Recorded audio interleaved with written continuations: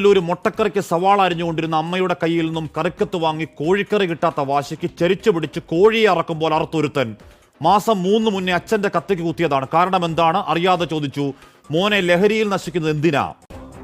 വീടിനോട് ചേർന്ന് ഹാർഡ്വെയർ കട നടത്തുന്ന അച്ഛൻ സോഫയിൽ ക്ഷീണം കൊണ്ട് തലചായ്ച്ചൊന്ന് കിടന്നതാണ്. താടിയും മുടിയും അടക്കം ദേഹത്തെ രോമങ്ങളൊക്കെ നീക്കി ഒരുമ്പെട്ടെത്തിയ പ്രിയപ്പെട്ട പുത്രൻ ഉന്നം നോക്കി ആഞ്ഞു വിട്ടിയത് കഴുത്തിനാണ്. ചോര ചീറ്റിയ പ്രാണൻ വാരിപ്പിടിച്ചോടിയ വെള്ളറടയിലെ 70-കാരൻ വയോധികനെ പേ പിടിച്ചെത്തിയ മകൻ അടുക്കളയിലിട്ട് വെട്ടിക്കൂട്ടി തീർത്തതാണ്.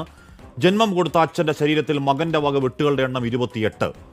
അധികം മുന്നേയല്ല. താമരശ്ശേരിയിൽ ട്യൂമറിന് ഓപ്പറേഷൻ കഴിഞ്ഞ് അനങ്ങാൻ വയ്യാതെ കിടന്ന സ്വന്തം അമ്മയെ കൈവറയ്ക്കാതെ കഴുത്തറത്ത് കൊന്നൊരു മുടിഞ്ഞവൻ വടിവാളിൽ മാതൃരക്തവുമായി കുറ്റബോധമേ ഇല്ലാതെ മാധ്യമക്കാർക്ക് നേരെ ഒരു പരിഹാസ ചുംബനം കൊടുത്തൊരു അന്തകപുത്രൻ ഇപ്പോൾ കുതിരവട്ടത്താണ്. അമ്മയെ കൊന്നൊരു വേദനയിൽ മനോനിലയങ്ങ് തെറ്റിയതല്ല. പോലീസ് കസ്റ്റഡിയിൽ ലഹരി കിട്ടാതായപ്പോൾ ഭ്രാന്തളകിക്കൊണ്ടാക്കിയതാണ്. ഇന്നലെ കൊടുങ്ങല്ലൂർ മുട്ടക്കറിക്ക് സവാള അരിഞ്ഞുകൊണ്ടിരുന്ന അമ്മയുടെ കയ്യിൽ നിന്നും കറിക്കത്ത് വാങ്ങി കോഴിക്കറി കിട്ടാത്ത വാശിക്ക് ചരിച്ചു പിടിച്ച് കോഴിയെ അറക്കുമ്പോൾ അറുത്തൊരുത്തൻ മാസം 3 മുന്നേ അച്ഛന്റെ കത്തിക്ക് കുത്തിയതാണ്. കാരണം എന്താണ് അറിയാതെ ചോദിച്ചു. മോനെ ലഹരിയിൽ നശിക്കുന്നത് എന്തിനാ? ചേന്നമംഗലത്ത് 2 പെൺമക്കളുടെ മുന്നിലിട്ട് അമ്മയടക്കം കൂട്ടക്കൊല നടത്തിയ ഋതുജയനടക്കം ഈ വർഷം തുടങ്ങുന്ന രാത്രി തേക്കുംകാട് മൈതാനത്തിട്ടൊരു 30 വയസ്സുകാരനെ മുട്ടയെന്ന് വിരിയാത്ത 2 പിള്ളേര് കുത്തിമലർത്തിയ വാർത്ത തൊട്ടിങ്ങോട്ട് ഈ പോയ 1.5 മാസത്തെ മാത്രം കാര്യം പറഞ്ഞാൽ ഒരു 4-4.5 മണിക്കൂർ നിർത്താതെ പറയാവുന്ന ചോരയാറാട്ടാണ്.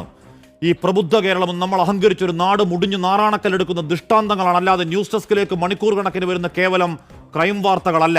ഇന്ന് നിയമസഭയിൽ സാമാജികൻ PC വിശ്വനാഥ് ഒരു അമ്മയനുഭവം പറയുന്നുണ്ട്. ഏതൊക്കെയോ മയക്കുമരുന്നുകളിൽ മുങ്ങിപ്പോയൊരു പുത്രൻ രാത്രി വീട്ടിൽ വന്ന് വാതിൽ മുട്ടുമ്പോൾ സാറേ പേടിയാണ്. ആ ലഹരിയിൽ അവനെന്നെ കാണുന്ന അമ്മയെപ്പോലെയല്ല. ആവർത്തിക്കുന്ന അന്തകമക്കളുടെ വാർത്ത കേട്ട് അയ്യോ എൻ്റെ കേരളമേ എന്ന് വ്യാജമായി പരിതപിക്കല്ലേ.